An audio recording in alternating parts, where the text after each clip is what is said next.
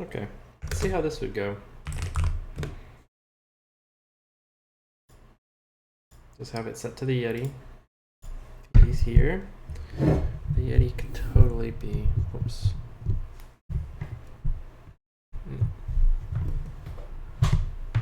The Yeti could totally be here. Yeah, okay.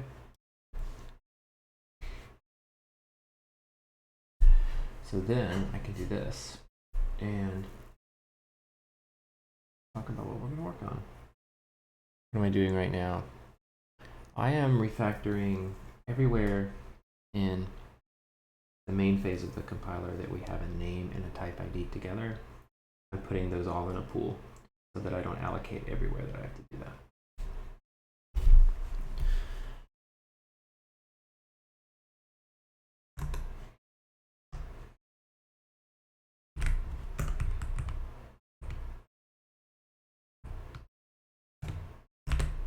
And since I'm tearing things up, renaming some things as well. Let's go and parse, make sure it's saved. Ooh. All right, top of the file and first error. Have not done this in a while. Don't know if that's going to be big enough, but it's there at least. Okay. Substitute in function signature takes a slice handle now, and that's what we have. So we're just removing the borrow. Expected. Oh, no, it doesn't. Function type args is a slice handle. Yep, so you might as well.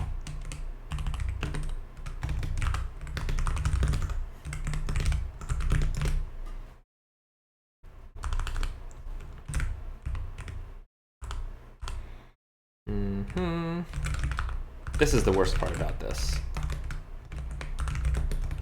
Having to do the lookup instead of just iterate.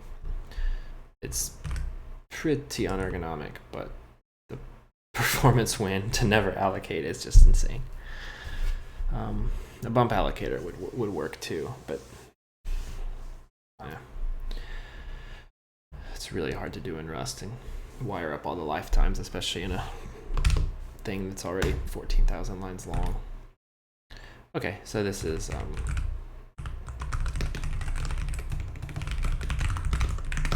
same thing.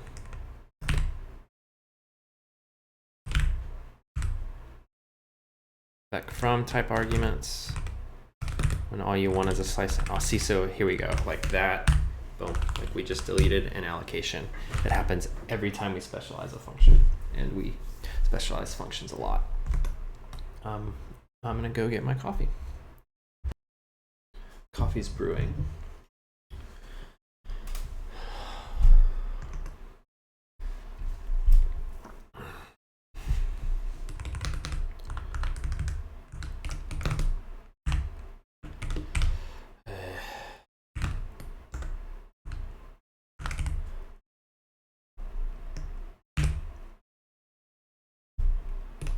Whoa.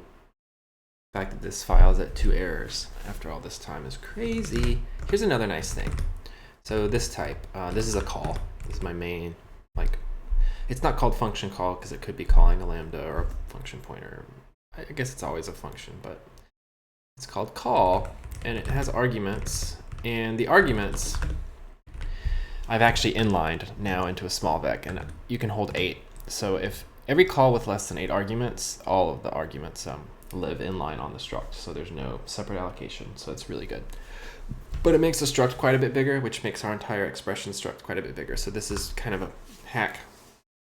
It's probably not worth all the space efficiency we lose on every single expression, make them this much bigger. But on type args, now we've replaced with a slice handle. So this slice handle is essentially just an index and a length. And the size of them, it's not going to say because it's generic, but the size of these things is just 64 bits. So yeah, 8 bytes versus 24 bytes for a vec. or 16 for ecovec, or actually a lot for a small vec, but with no, but with much better locality. So that's kind of the trade-off we're making. We're getting the small size and better cache locality because all the names and types IDs are in memory right next to each other that we're likely going to be needing around the same time. So anyway, just back to this type. So this just becomes a slice handle empty, where we had an empty small vec, which is a much smaller thing. A much smaller thing. And can't. Yeah.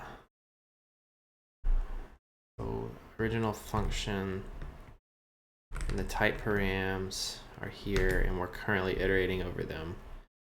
So what we need to do is finish doing that, unfortunately. And so instead of an iterator, this is just going to have to be a small vec. How many type arguments? So SV4.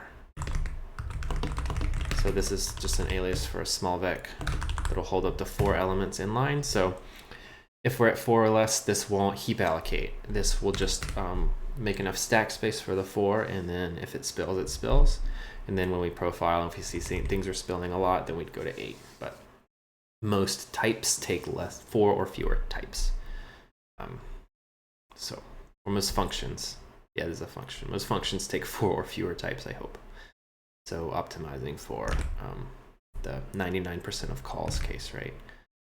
So now instead of this, we'll just collect this, and we'll just have a small vec for, and then we'll call this args. We'll call this args because I'm disambiguating by calling it handle. And Copilot can probably do this for me. Yes, so we add list from a copy slice in here because I'm not the most confident with the way. Let me just check that I am recording. Yeah.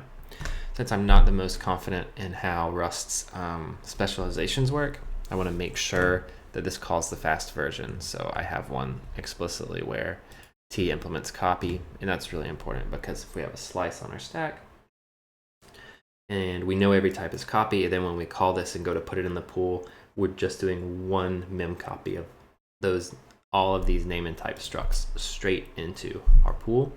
We're not iterating over and copying each one and potentially running destructors. Whatever Rust does when the types aren't copy, none of that extra work. So we don't need a semicolon there because that needs to be a slice handle on both sides. And we have no more errors left in the typer, which is awesome. So we've converted quite a few things. So these two to name slices. This type went down from 120 bytes to 88 bytes. Still got a ways to go. Call is still our biggest offender because of this big ol' args small vec, which we already mentioned. So we'll get to that later. But just doing some performance housekeeping. This stuff does register on profiling. All of profiling is just still memory allocation. So that's why we're here. So we need to get the first. So this is going to be, we're now in Codegen. So K1 is our type checked module. So K1 named types, and now this is going to be a get nth on. This is now a slice handle, not a slice. So I gotta say get nth 0 on my slice handle, and that's not public, but it probably does need to be,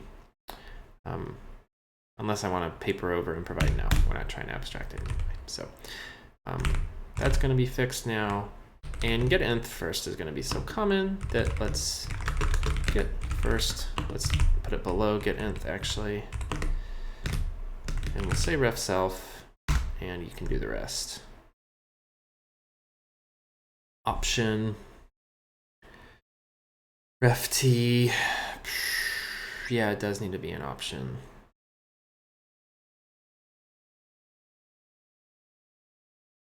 I don't really like how it implemented that at all because I don't want to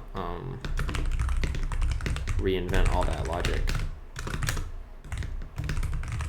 does need to be an option ref t. And what I want to do is just call self.getNth 0. But of course, yeah, the optionality. So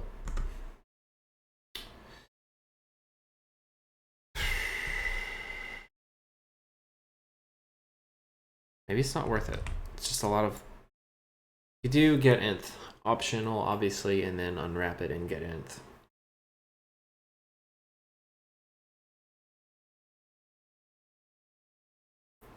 We could also implement index on this type, but it has to take in a handle. Well, I'm gonna go get my coffee. All right. At some point I need to eat this croissant too, but I don't think I'm gonna video that.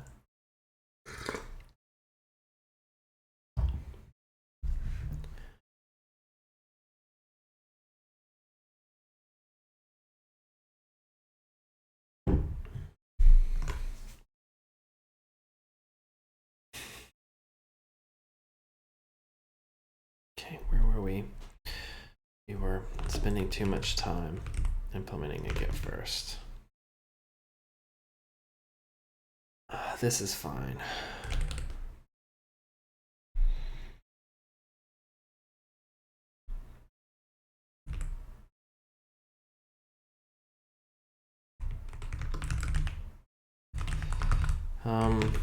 This won't be too many because it's pretty rare that in Codegen we look up types, type arguments. But in these few places, we've got some, sort of somewhat generic behavior where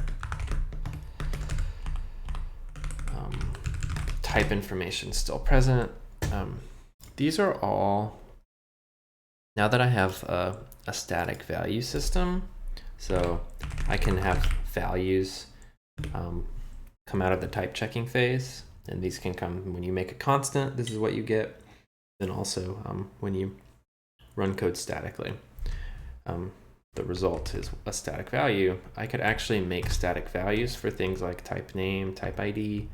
What was the first one we did? Back, type param, yeah, size. This could all be done in the type checker, which just gives a backend less to do, which is kind of neat. Because in K1, things like memory layout are enforced. They are not implementation details of the backend. They are in the spec, like the size of a struct, no matter whether you're running statically or compiled to native, or say one day compiled to WASM, like the layout of the struct will be the same, minus that the word size can be 32 or 64 bits.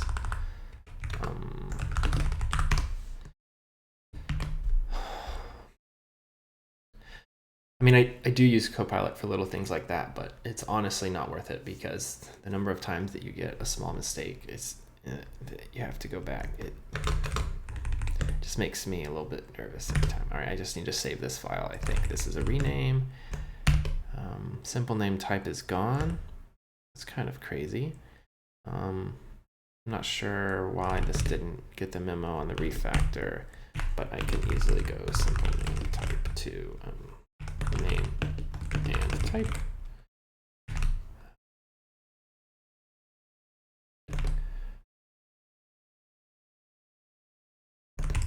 And back in the typer, ooh, we've moved on to borrow check stuff. Interesting. So nothing changed here.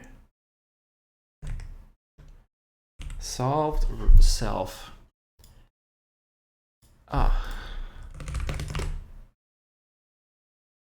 Wow, that was easy. Dereference the struct. Okay, and you're a small vec, but we don't know because were you always a small vec? Maybe you used to be a vec. Yeah. So why can't Rust guess how big this should be? Because with a small vec, we have to say how much inline space you get. So you always have to give that number, and it can't just guess that number for you based on what you put in the small vec. That's something that entirely has to come from outside. So because it's kind of hard to type, I have these aliases. And what are we pushing in here? Name and type. Oh no. The font's way too small. I'm sorry. Bigger now. I'll upload this if I do as a test. All right, so we get slice. Well, we can't do that. So this borrows, and then since we're doing mute self stuff inside here, what I need to do now is I need to get slice. Well, okay, I need to rename these. Get list to small vec copy, because this is this thing is copy. We'll do that. So what this returns is something that we own.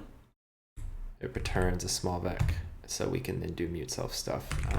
But we need to say how big the small vec should be, and that's going to be 4 again, which I should probably use the constant for. Equals 4. Yeah, func param, func type param, blah, blah, blah, blah, blah. I don't know if that's useful. It'll help me change it later if I do decide to make it 6. Okay, that's fine. The VM really didn't get touched too bad by this. Type args can be the slice handle. This is exactly what we just did in Codegen. This is our second backend, and yeah, pull slice handle, and name and type ID. We'll import those, and this is just going to be m types.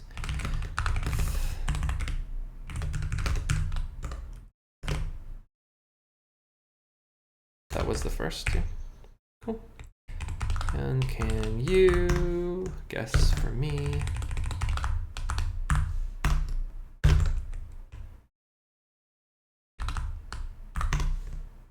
We could factor this out, but only these first few take a type. Another one.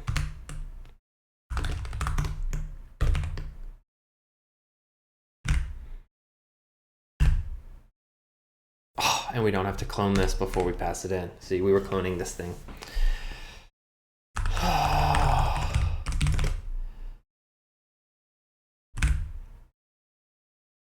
And this is now as U32. As U64.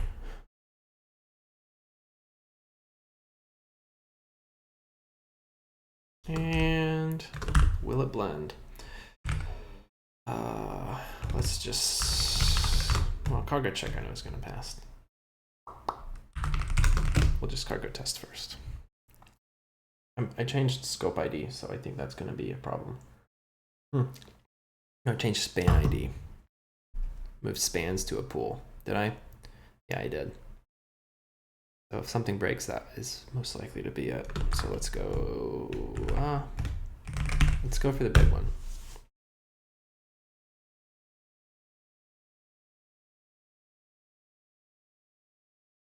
Whoa.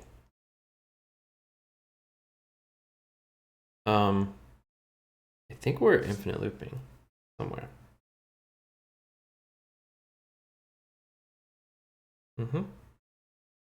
Never seen this before. I know there's a way to interrupt this. Oh no, it says it finished. Oh, you can control C it. Wow, 1,000,000 typed variables.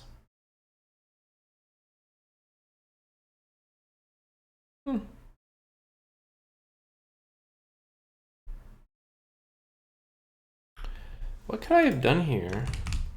It would have caused such a loop.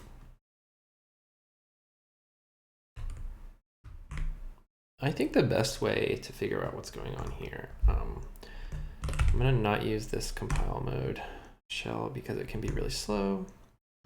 we'll crack open a real shell, and we will rust ldb target debug compiler. Check. All we have to do is check, and we'll just check any old really small file, I think. So what do I have? I have something called repro here. And can I run? Oh no.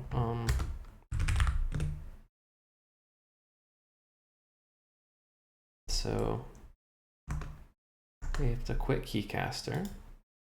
We have to take this over here.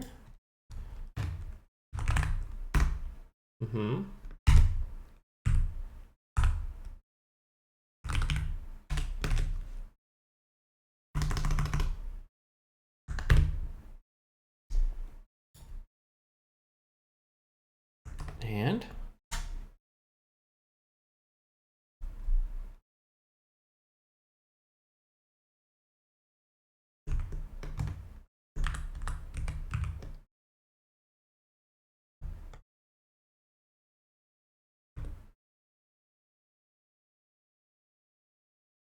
okay. So do I need to put a breakpoint somewhere? Usually things crash.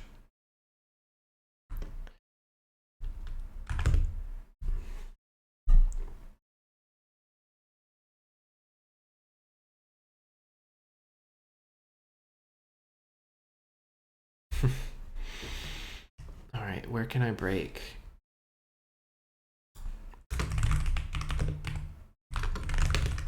How many I can break in eval expr?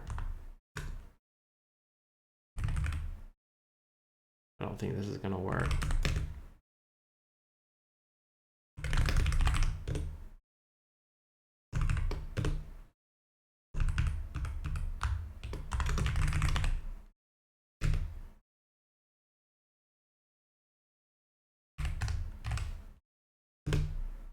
Oh, yeah, right there in eval expr.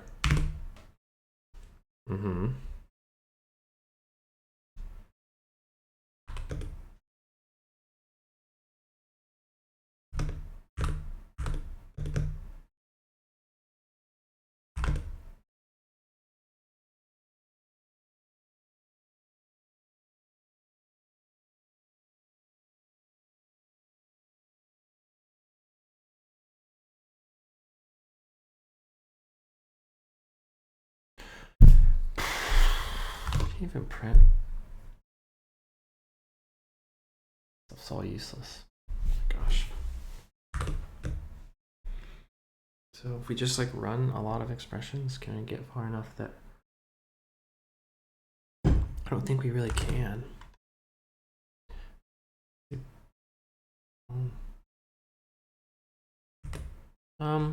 What I should do, I should be a little bit more simple.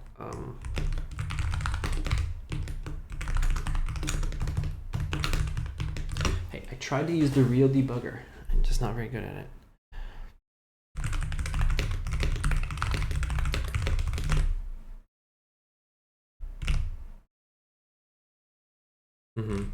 This is true.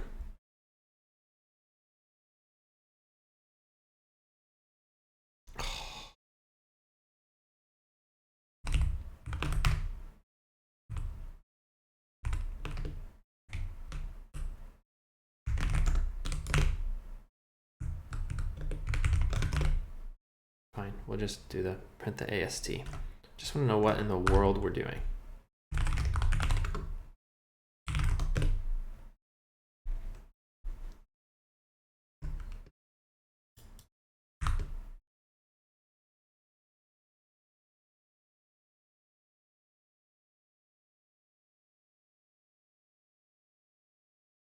We're compiling the hash table. Okay, let's let it go further. Of entries, entries, entries. It looks like we're in the hash table forever. Keep saying entries. I've never had an infinite loop in the compiler before, actually.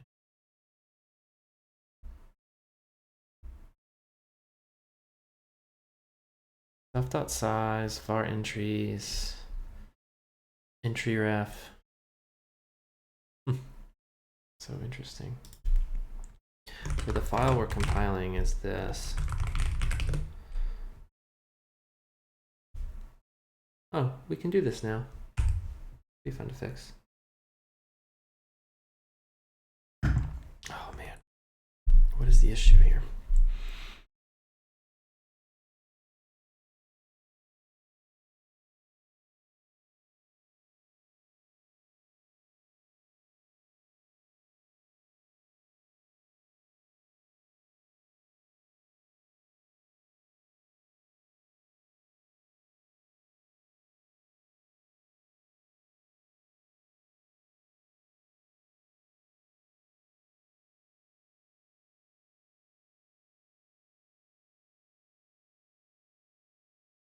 This went on way too long in here for it to be anything but an infinite loop.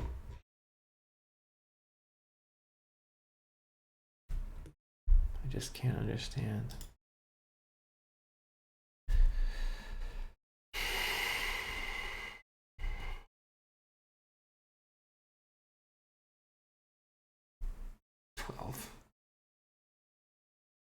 Hmm.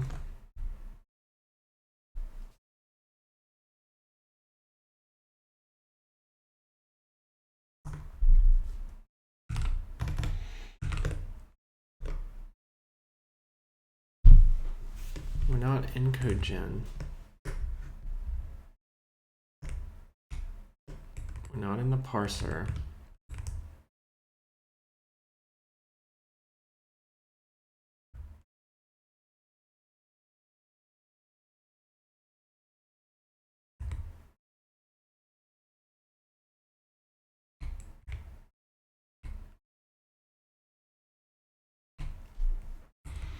I didn't really change anything.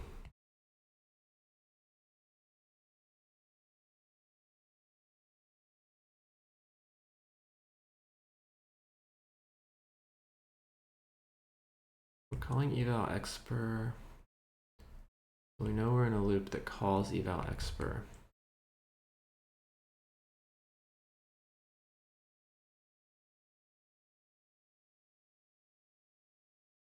It's just the same conversion, unless there's like a bug in the pool. All the pools were growing like crazy, right? So to use.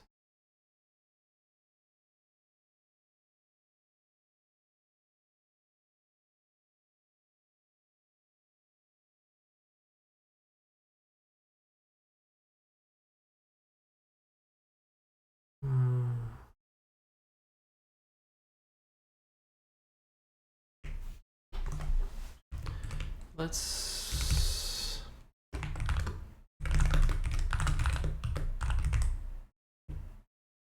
see if we're doing this.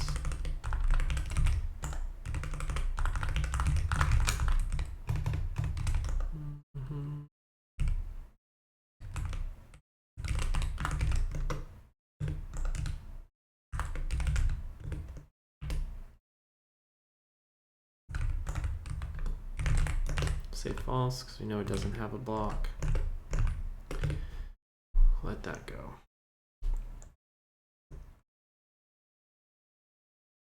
Okay, we're not.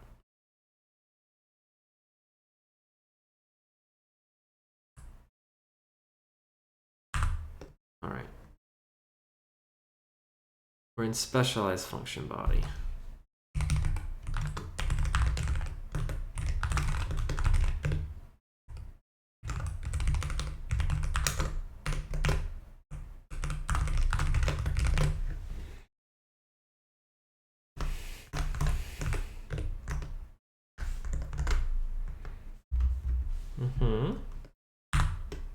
There he is.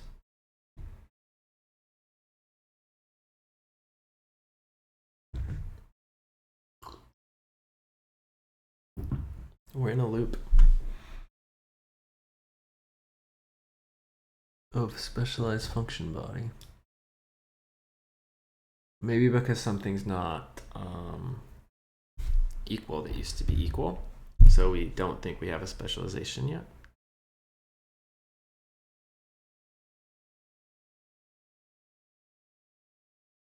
Yeah. 9,625th specialization of this on option. Pointer, like opt on option of this. So this is like the specialization cache.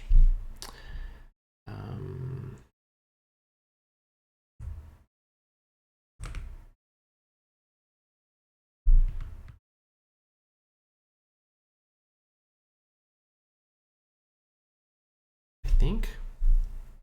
Yeah, so because there's places now where we're comparing slice handles instead of something else to see if.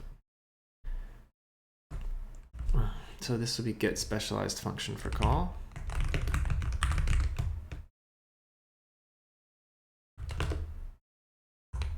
This is for pending. Is it? Pending bodies. Let's do this to find out if it's part of pending bodies or if it's part of normal. Yeah, okay, pending bodies.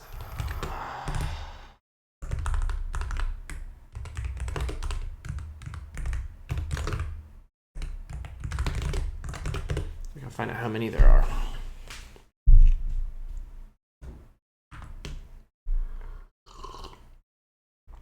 Always a couple more.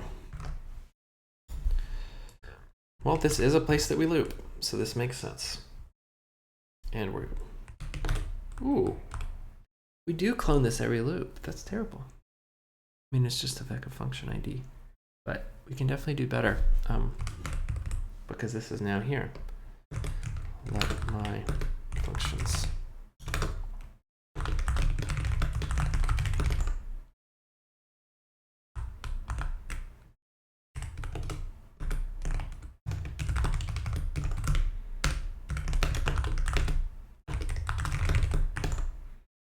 So we allocate once for this whole loop.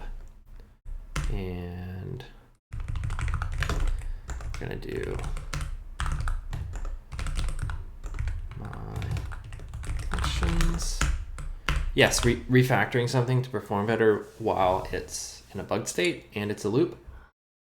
It's infinitely looping. It's a terrible idea, but I was just having fun. So I need to take.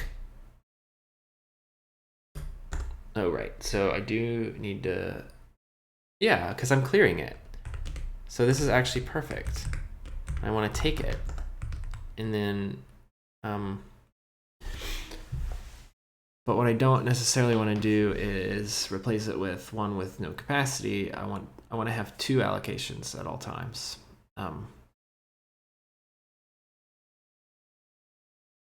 Yeah, anyway, this will still be better.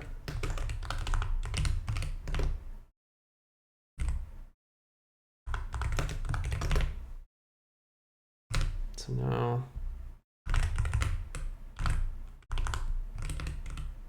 and we took it, so we don't need to call clear on it, but we need to call my functions.clear, which maintains the allocation. And the problem is this is just gonna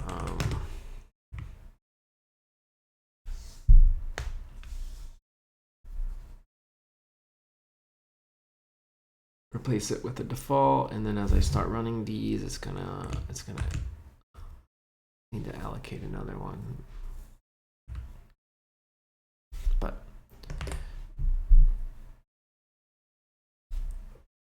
so we haven't is never read. Okay.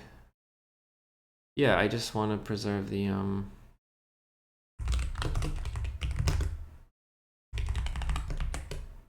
as long as you're okay with that. Okay.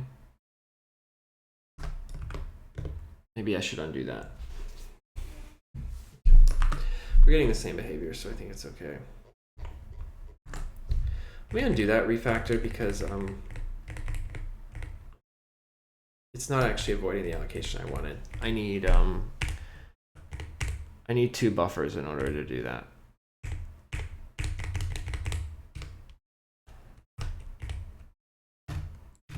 Oh, what? What's happening? did I do? One change before May 10th.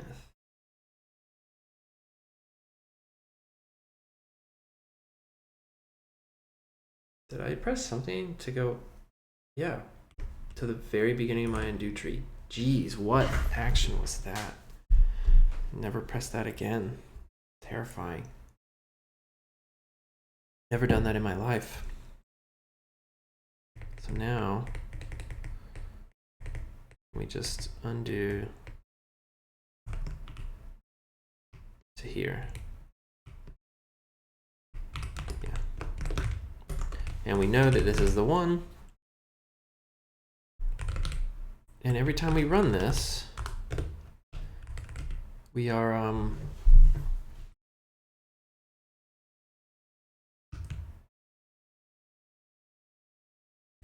we're not getting rid of them. So tell me, I guess tell me which functions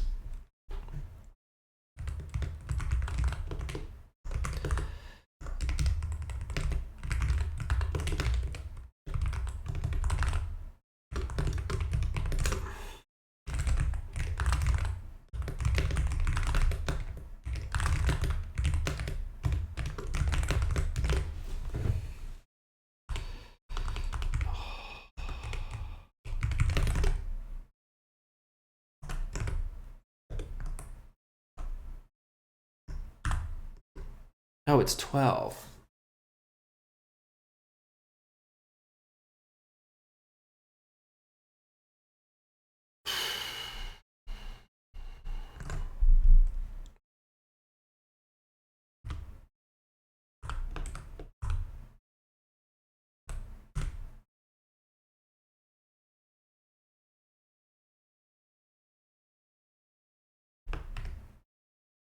Okay, it's this.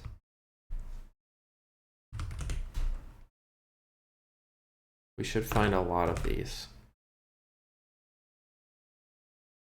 Function type arguments. Oh.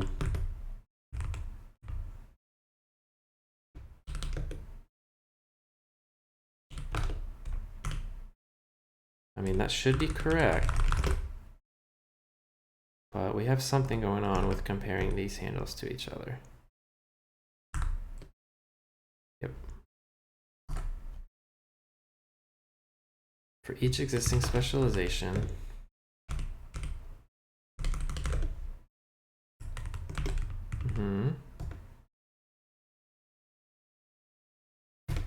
you deal with this vec, specialization info, but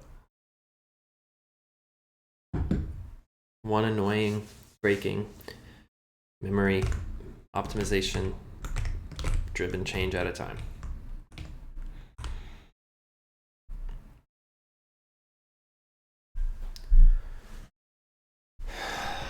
So is the problem with this comparison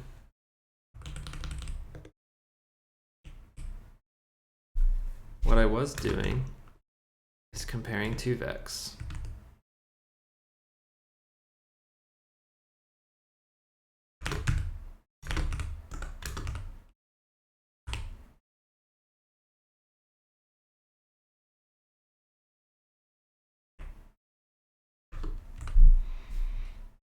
Line.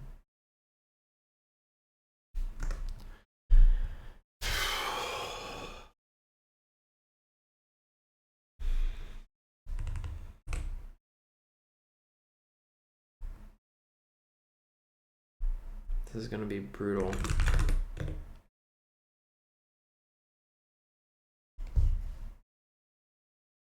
Oh. Okay. So I know what's wrong. So now that I'm interning these name and type pairs into a pool, I just assumed that I could operate on it like all my other pools, where they would be deduped. So if I put the same slice in, the same names, same type IDs, twice, that they would be they would get the same ID, but of course that's not true. So I need to pull these and actually compare the data, but I can actually write that, like compare slices as a method on pool if they're copied to do like a mem copy. I think that's what will happen on these slices anyway, so it's not going to be that slow, just to guarantee it. But yeah, this is not a deduping pool. Now, could I make a version of pool that is deduping? Insertion becomes slow because you're doing a scan, unless you maintain a hash. So I have one, but it's bespoke. I have one for types. Nope. Rust, please. Struct types. So yeah, this guy. So I store the types in a vec. I don't use my pool yet.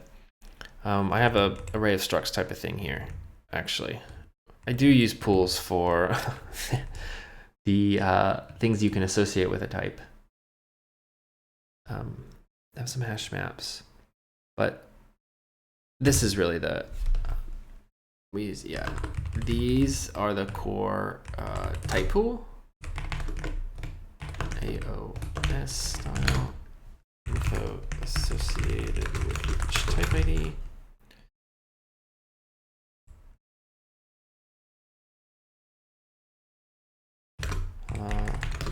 Lookup. I know this is going to document just that one, but whatever. Lookup mappings for parsed typed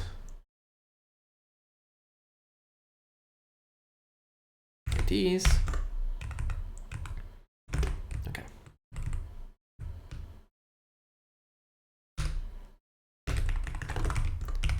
Core type storage. So actually store each type twice in order to achieve this. I think you kind of have to. And I hash them, I check the existing mapping if they're in there on insert. So I just kind of do it myself. I don't really want to do that right now.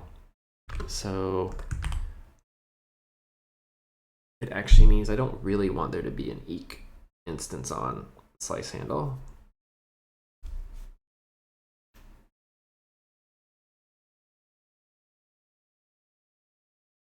Because it's not gonna do, it's not gonna do what we want. So let's go to pool.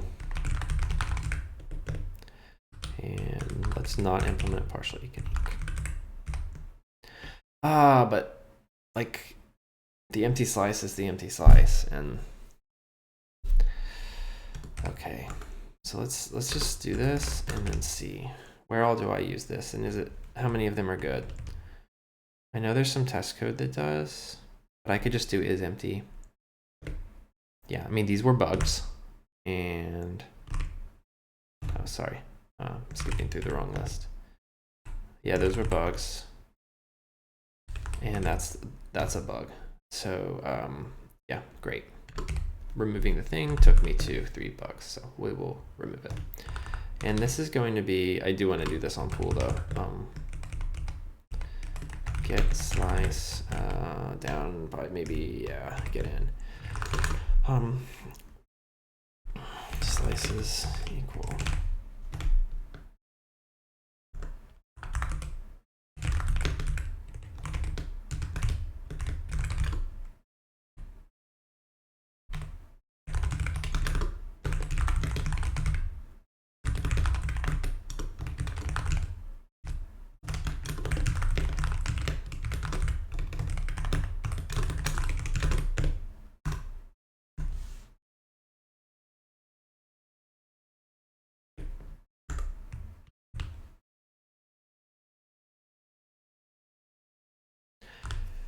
Well, no, they could be equal. Oh, because they can't both be empty. That's true. Why can't I just call get slice?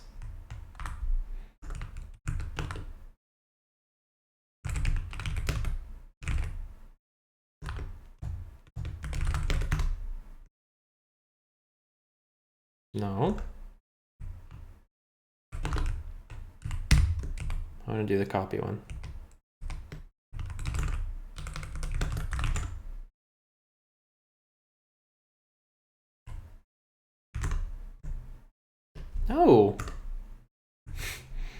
Maybe that would get optimized. I don't want to do it.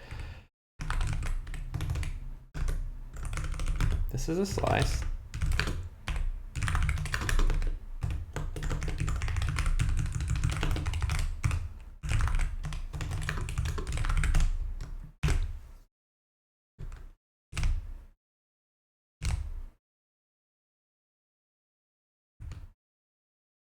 But we know it's copy. T doesn't actually need to be partial eq. Oh.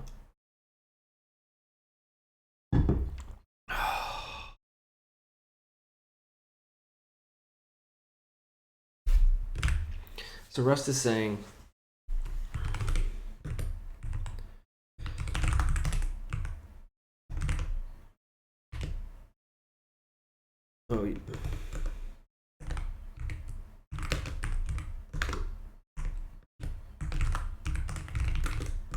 I don't want to compare iterators. Can't compare FT with blah. Yeah, I mean, I just want to call mem compare. These types are copy. Like we know T is copy.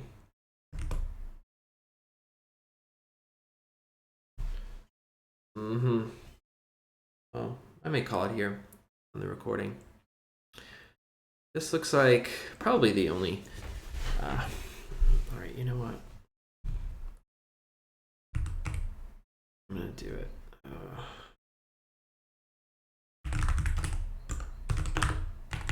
Commit void unsafe. Don't try this at home. Stud core putter.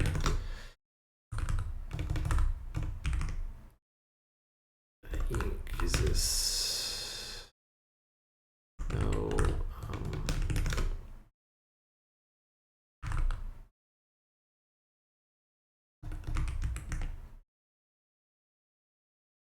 What do I do in my VM? Okay, 2 slices from raw parts.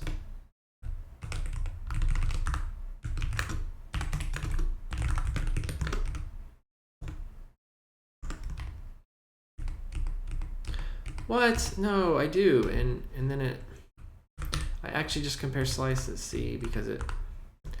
Oh, I could cast it. Oh yeah.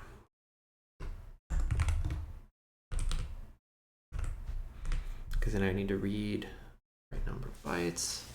I was thinking of just calling put a read and getting the slice of bytes out. I just don't want to put a bounds that T has to implement. Name and type. Okay, it already implements partially geek. T is copy, so I would want to add a new one. Every type that's copy could implement partially unique. It's just that this won't compile for a while. And I don't want to write, I have to write this shit again.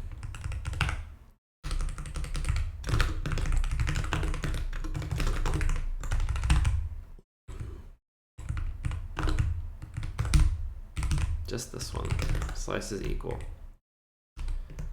When T is copy, I don't think I'm going to keep this, but I'll just document it. When T is copy and eq.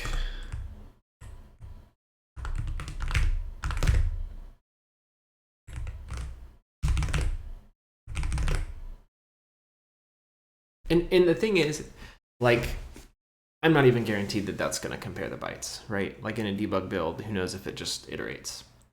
And, you know, that's frustrating. I just want a direct way to say, like, do the bitwise comparison. I absolutely mean it. Whatever. No commit. Way to, sure, get the down, safe, ideally, maybe without acquiring.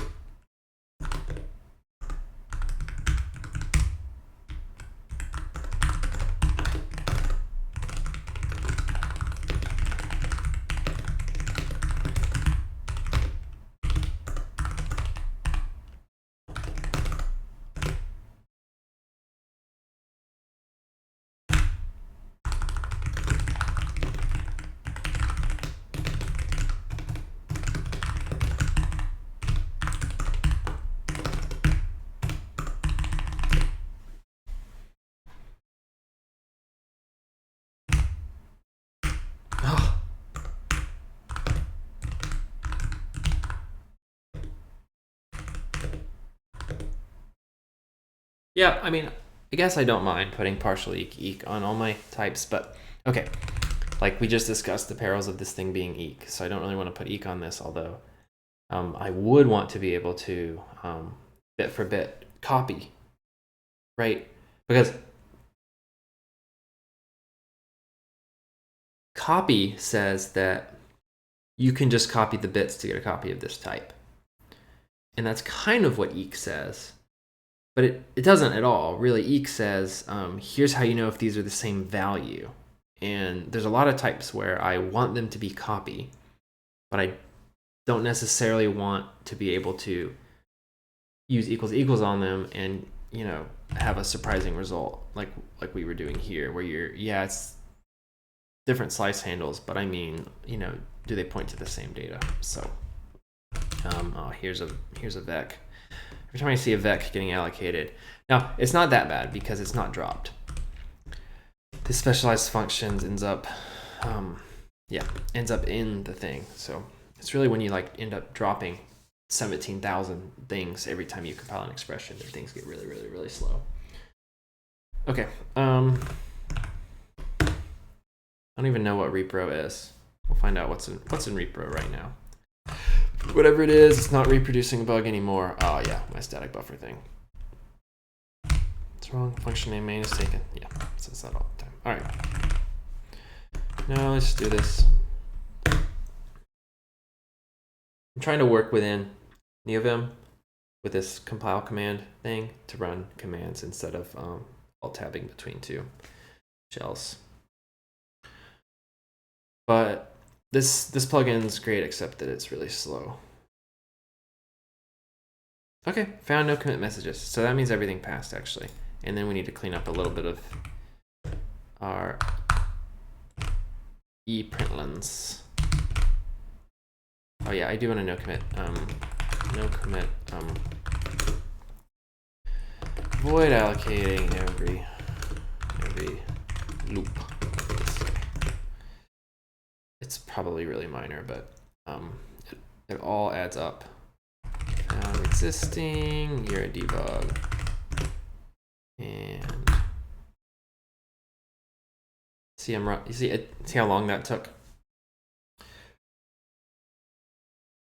It's because the way it processes the text in here to grep for errors is really inefficient.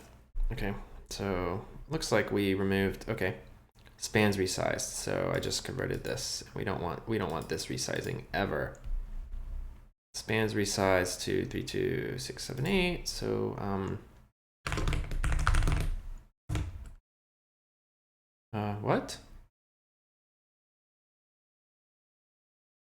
No, I mean it.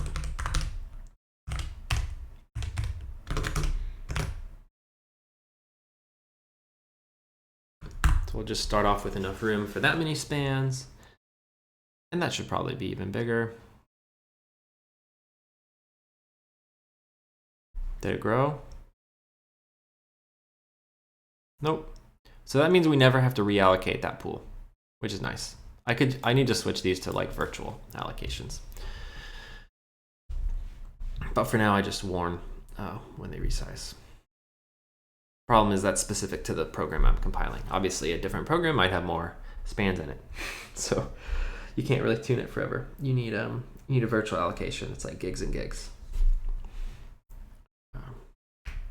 You don't have to reallocate when you grow. You can grow by just committing more. Okay. No commit.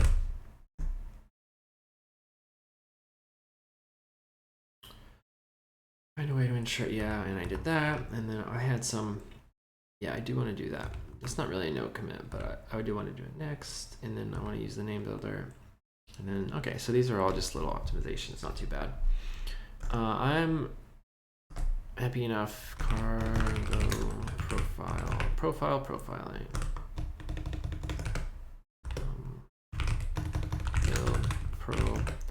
Profile profiling. So since that was all performance focused change, let's just see where we are. So I will make sure my browser's ready for showing this trace and be right back. All right, and what we have here is is samply is what I've been using. Let's debug let's do the profiling.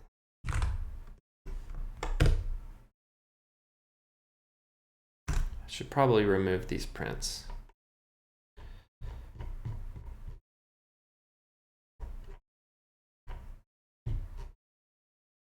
All right.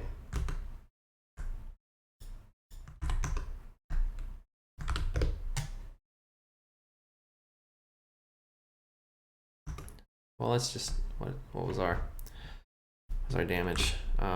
Hyperfine, target, profiling, compiler, check, sweet.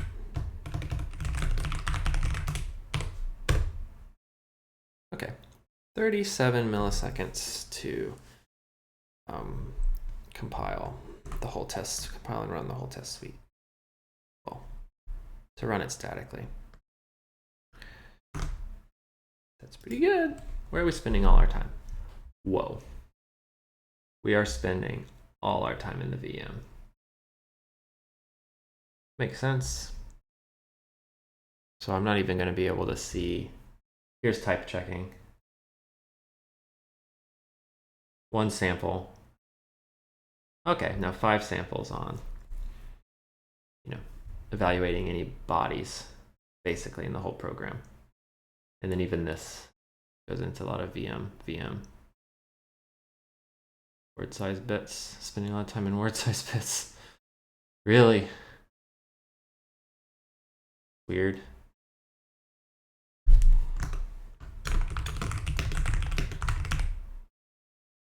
It's kind of odd. I mean, it should definitely be inlined. Zeroing out the data from our VM stack. Let me do something fun. So this is slow because we're running a lot of, we're running the entire test suite, this thing, at compile time. So if I do not run the test suite at compile time by commenting out those 3 static invocations of this thing, and then come back and compile, we're basically just compiling code that runs less code at comp time. Oh, wow. That's actually just the same. Oh, because we have static run. That's a big, oh, but we're still going to be compiling static run. Yeah. Okay. That's really interesting. So even though I'm not, these I removed, but this static run file, just by compiling the function test, it runs a bunch of static code. So even, just by being in the module, this thing is going to take some time to compile. And it even has the fun little co-recursive loop.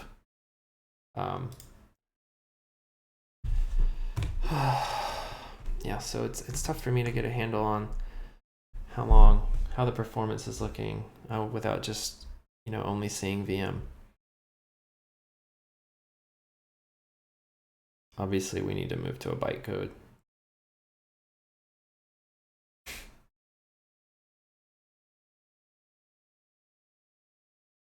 All right. Well, I think I'm about out of time. Thanks for watching.